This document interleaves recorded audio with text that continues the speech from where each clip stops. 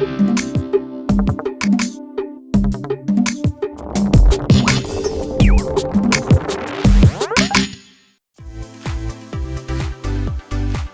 everyone. I'm Luis Toledo, Director for Investments of SPCine linked to the city of São Paulo. I'm here today with Joseph Chianese from Entertainment Partners. Hello, Joe. Nice having you here. Hey, Luis. How are you? Fine. Could you introduce yourself and talk a little bit about the role of EP in the market as a leader, production, finance and management institution? Sure. As Luis said, I'm Joe Chianese. I'm the Senior Vice President and Production Incentives Leader for Entertainment Partners. Entertainment Partners is an international production services company that provides payroll services, extras casting services. We also own and operate industry standard software like Movie Magic budgeting and Movie Magic scheduling. I oversee an incentives group where we provide our clients information and guidance related to domestic and international incentives. We provide administration services, we provide financing services, anything related to production incentives, we help our clients. We're also very involved in working with the industry, helping different states and countries actually develop incentives. And we've been involved with the development of incentives in Jordan and in Colombia and a variety of other locations. Great. This is a very important role of the film industry. Joe, could you tell me a little bit more about the role of EP in structuring a production project and the use of the production incentives?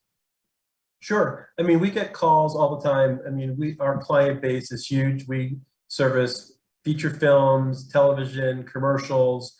So yeah, we get calls all the time from clients, basically saying, I have a project and I'd either like to go someplace, and they usually give us a location, or they say, where could I go? You know, and clearly the criteria they're looking for is incentives. Incentives is always the top of their list in terms of locations. But in addition to locations, the other key factors are crew and infrastructure. There is a huge worldwide shortage of crew and stages. So the need for crew and stages have become almost important as incentives. So I would say the criteria with regards to where to go is the creative needs of a project, and then it's sort of incentives, and then the crew, available crew, and again, available stages.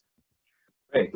We shared this problem. Of course, there is a lack of training, and now SPCine has also the role of improving in this capacity building of the technicians, especially the below the line workers from the film industry. I would ask you, in which territories EP operates, and what is the project selection process like for you? So we operate in North America. We have our headquarters is in Los Angeles, California, or Burbank. So we're in California and New York. We also have offices in Georgia, Louisiana, and New Mexico. We also operate in Canada, in Toronto, and in Vancouver. And we have offices in London as well. Great. What is the relevance of the production incentives in this process of project selections? I mean, this question goes beyond my time at Entertainment Partners. Incentives are a key factor in not only where a project goes, but whether or not a project gets greenlit. Incentives are critical to meeting budget needs, and that is a factor that impacts not only independent producers, but even the larger studios. In order for them to sort of hit a certain budget number, incentives are critical in that process.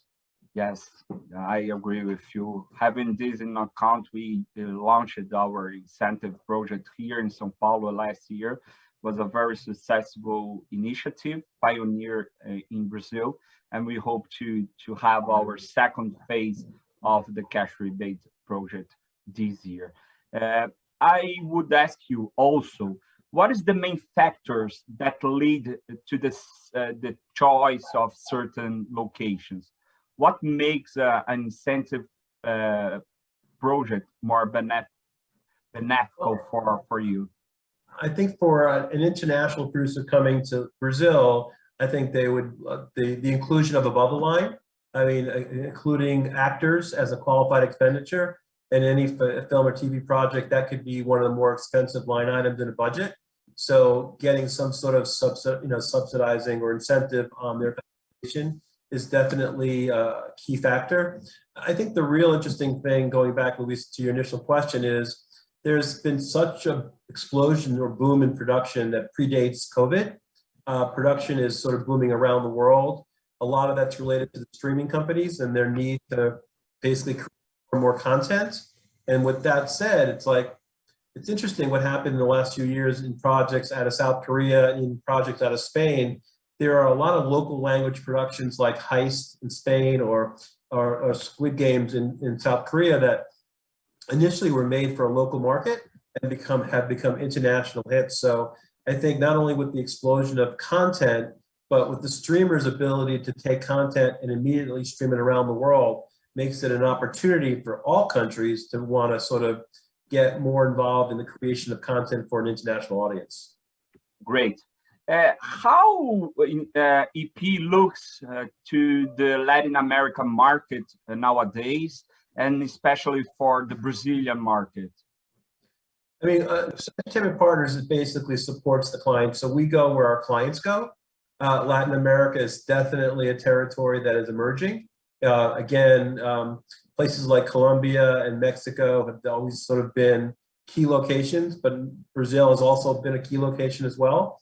So again, we go where our clients go. And I think the need for Spanish-speaking content is becoming more and more relevant. So we anticipate a lot more production happening in South America. And I know, obviously within Brazil, it's not Spanish speaking, but I think that, the Brazilian market for companies like Netflix is a huge market for them. I believe it's one of their first and largest international markets. Thank you. What do you think are the key aspects for Latin America, especially for Brazil, to attract more investments, both in infrastructure and production from US today? Well, I would say the creation of a national incentive program would be key. That would definitely supplement the São Paulo incentive. If there could be some sort of initiative to help create infrastructure, whether it's foreign investment or local investment for the development of stages. And I think the third key thing is just awareness, making producers aware that Brazil is there in terms of what locations are there. I mean, Brazil is such a large country with such diverse locations and looks and feels. Producers are always looking for unique places to film. So I would say incentives are key, the creation of infrastructure, and then training. I think the next question you'd get from a producer is, what kind of crew is there? And so the development of crew would be a key factor as well. What would be your recommendation for the Brazilian government, both from federal, local, and municipal level, in terms of attraction of really big shows and blockbusters? What do you think we must pay attention in order to have major productions done here in Brazil? Well, I feel I'm repeating myself, but I think having a national incentive is really important. But I also think from a government perspective, you want to make sure that the country is benefiting as well. So you want to make sure you are aligning with schools and other organizations, so you're developing your locals so they can support the industry. You don't want to create an incentive and have the producer bring in all the crew. Over time, you want to have that crew available on the ground, and the more productions come on a regular basis, the more you're going to continue to develop your crew. So even starting with a small incentive and starting to attract smaller productions, with regularity, those productions will get bigger, your local crew base will get bigger, the infrastructure will grow, and hopefully the government will see the economic benefits of an incentive and increase the incentive as well. Joe, could you explain a little bit about the main productions incentives? How does they work, and how can, as a government, to really have these two in order to attract productions? Sure. There are basically two types of incentives: tax credits, and tax credits have two types of credits. There are refundable tax credits and transferable tax credits. Refundable tax credits require the producer to file a tax return in the local market and get a refund back from the local tax authorities. Transferable credits allow the producer to sell those credits to third parties. Rebates, or sometimes they're called grants, don't require tax returns to be filed at all. You simply come into a country or state, apply, qualify, you spend your money. Once you're done spending and producing, those costs are audited. And then once those costs are audited and the film commission is satisfied, they will just cut a check directly to the producer. Joseph, do you have any extra consideration about the incentive and everything we have been talking? So if you look at the incentives around the world, not just in the US, so here in the US, you've got Georgia that's getting a lot of publicity, a lot of popularity, and Georgia is a transferable tax credit. So when a producer goes to Georgia and produces and earns that credit, most producers sell those credits to third parties. The distinction there is that when you're earning a transferable tax credit and you're selling that credit, the producer doesn't net 100%. They're going to net something less because they're selling it at a discount. Places like New York, that's a refundable tax credit. So in New York, you file a tax return and get back 100% of your credit. The UK and Canada are the same type of incentives. They're refundable tax credits. So once you're done producing and spending your money and get audited, you file tax returns and get your money back. What makes places like the UK and Georgia very popular is that they incentivize non-residents and above the line talent, which are, again, as I mentioned before, are key elements and sometimes most expensive budget items for projects. In your view, could you give us some good examples of incentives that is worth to mention? In terms of really successful programs, if you wanted my personal and professional opinion, is that places like Georgia and New Mexico and the UK and Canada have been very successful because of the unanimous support of the government.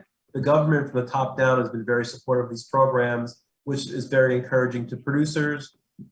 And especially in places like Georgia and New Mexico that were building industries, the government did not only introduce incentives, they also introduced training. So the local citizens, so those local residents can become qualified crew on these projects. I mean, in Georgia right now, a lot of projects are crewed by 85% residents. That's pretty significant. So I think if you're creating incentives, you want to make sure you're creating some sort of training to train your locals so they can basically support the industry. So you're not just basically providing incentives to a production that's bringing in all the crew from other territories. I would finish by asking you, how do you see the XR and the games sector as part of the audiovisual sector in relation to the Latin America market? Do you think, do you see Latin American market as an important future player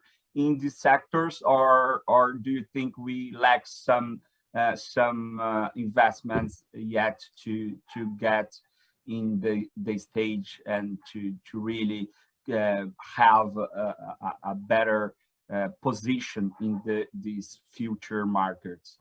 I think Latin America is primed for nothing more than growth. I think there's so much opportunity there. You know, even before the streaming companies were in Latin America, you had HBO Latin America, you had Disney producing local content. So there's such a need for local content. And again, what changes now is the streaming content makes local content global content. So I think the further development of infrastructure in Latin America, the creation of incentives in Latin America, the development of infrastructure and crew are all the key elements that can only lead to further growth in the market for Latin American countries. So, Joseph, was a pleasure having you here in such an interesting discussion. I thank you your participation. Thank you very much. Have a great day. You're welcome.